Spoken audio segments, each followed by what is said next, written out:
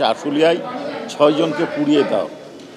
সেই মামলায় আজকে আমরা রাজসাক্ষী এসআই আফজালুল হক, শেখ আফজালুল হকের জবানবন্দি গ্রহণ করেছি।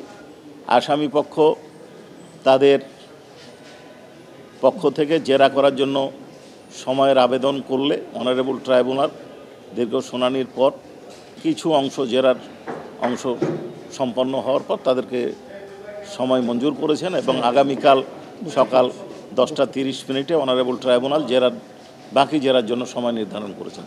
এই আফজালুল হক এই মামলার 12 নম্বর সাক্ষী, এই আসামি, এবং 23 নম্বর সাক্ষী, রাজসাক্ষী হিসাবে 23 নম্বর সাক্ষী। তিনি ঘটনাস্থলে উপস্থিত ছিলেন, কিছু ঘটনা দেখেছেন এবং তিনি যে ঘটনার বর্ণনা অর্থাৎ লাশ পোড়ানোর আগের বর্ণনাটা সম্পূর্ণ দিয়েছেন।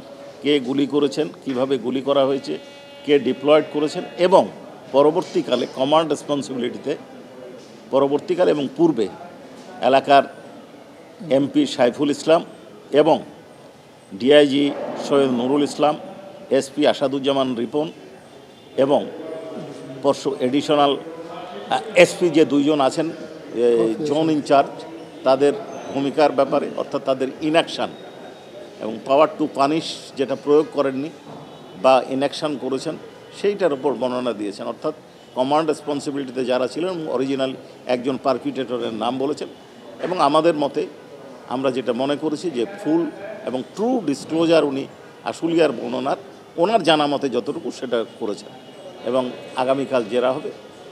তারপরে হয়তো 2-1টা সাক্ষী দেওয়ার পরে আমরা তদন্তকারী কর্মকর্তার সাক্ষ্য গ্রহণ করে ওই মামলার সাক্ষ্য গ্রহণ প্রসিকিউশনের শেষ করব। এরপরে আসামি পক্ষ এখন পর্যন্ত আমাদের কাছে কোনো তথ্য নেই। আইন অনুযায়ী তাদের যে তথ্য দেওয়ার কথা ট্রায়াল শুরুর আগেই অর্থাৎ চার্জ ফ্রেমিংয়ের পরে 21 ডেজের মধ্যে তাদেরকে বলতে হয় যে তারা কাকে সাক্ষী দেবেন, তারা কি ডকুমেন্ট দেবেন। এই ধরনের কোনো ডকুমেন্ট তারা দেবেন বা সাক্ষী দেবেন এ ধরনের কোনো বক্তব্য দেন নাই। একটি অ্যাপ্লিকেশন আছে আগে থেকে, একটা সিডিআর তলবের, যেটা পরবর্তীতে শুনানি হবে বলা হয়েছে। কাজে এখন পর্যন্ত আমাদের জানা নেই যে তারা সাফাই সাক্ষী দেবে কিনা, বরং আমরা বলতে পারি তারা সাফাই সাক্ষী দেবে না, এটাই আমরা জানি। উনি হত্যার ঘটনার বর্ণনা দিয়েছেন যে উনি যখন শেখ হাসিনা পালিয়ে যান এই খবরটা পাওয়ার পরে ওসি সাহেব বাইরে ডিউটিতে ছিলেন, শাহেদ বা জাহেদ, ভেতরে আসেন। ভেতরে এসে উনি ওনার ফোর্স এবং অফিসার এবং বাইরে থেকে যে ফোর্স আসছে তাদেরকে নিয়ে গেটের সামনে যান এবং ওই সময় ওনার নির্দেশে বিশ্বজিৎ, এএসআই এবং অন্য কয়েকজন যারা অন্য ইউনিট থেকে আসছে তারা গুলি করেছে এবং তাদের মধ্যে যে পরামর্শটা উনি দেখেছেন, পরামর্শ দেখে উনি মনে করেছেন যে ভিন্ন কোনো পরামর্শ হচ্ছে এবং তার উপস্থিতি দেখে তাদের আলোচনা বন্ধ হয়ে যায় এবং তিনি একটু অসুস্থতা ফিল করেন এই মানুষ হত্যার ঘটনায়, তখন তিনি ভেতরে চলে যান। এই বর্ণনাটা দিয়েছেন। উনি লাশ পোড়ানোর ঘটনা দেখেননি, উনি এটা পরবর্তীতে 4টার পরের ঘটনা, 4টার পর, 2:30টার পরে শেখ হাসিনা গেছেন ওনার ভাষ্য অনুযায়ী। আর আপনারা তো জানেন কখন গেছেন। কিন্তু উনি তো বলছেন যে ওসি সায়েদ তার নির্দেশে বিশ্বজিৎ আগুন দিয়ে না পরামর্শ করেছে এবং আগুন দিয়েছে, এটা পরবর্তীতে শোনা কথা। এটা পরের 15ই আগস্ট উনি শুনেছেন। 5 থেকে 15 এই 10 দিন কই ছিলেন? এইটার ব্যাপারে আপনারাও জানেন, এটা অনারেবল ট্রাইব্যুনালেরও জুডিশিয়াল নোটিশে আসবে যে 5 থেকে 9, 10, 11, 12 পর্যন্ত বাংলাদেশের অধিকাংশ থানায় এবং পুলিশ কোনো কাজ করে নাই এবং থানাগুলো বন্ধ ছিল, এটা আপনারা জানেন। আর ওনার ব্যক্তিগত কারণ হিসাবে উনি বলেছেন যে উনি ট্রমায় ছিলেন, তবে ঊর্ধ্বতন কর্তৃপক্ষ বিশেষত ওসির সাথে উনি যোগাযোগ রক্ষা করেছেন। এখন পর্যন্ত যতগুলো মামলা চলতেছে আমরা জানি যে এই মামলাটা সবচেয়ে ফাস্ট ট্র্যাক আছে এবং লাস্ট মোমেন্টের দিকে আছে। কবে নাগাদ আসলে সাক্ষ্য শেষ হতে পারে এবং যুক্তিতর্ক?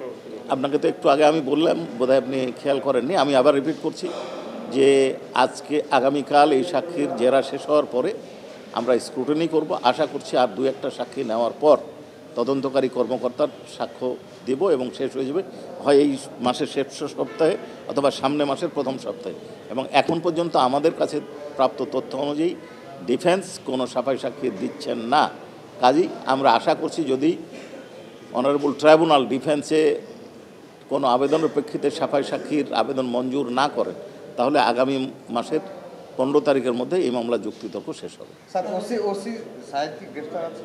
না, উনি পলাতক আছেন। পলাতক আছে।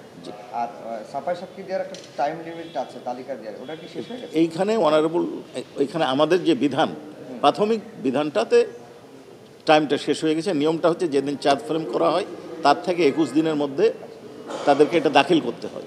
এরপরে অনারেবল ট্রাইব্যুনাল এডিশনাল উইটনেস বা ডকুমেন্ট দাখিলের অনুমতি দিতে পারেন। এরপরেও ট্রাইব্যুনালের ইনহারেন্ট পাওয়ার আছে। এখন এই কোনো যতক্ষণ না আবেদন আসছে ততক্ষণ আমরা বুঝতে পারবো না যে তারা কি করতে চাচ্ছে। জি স্যার, থ্যাংক ইউ।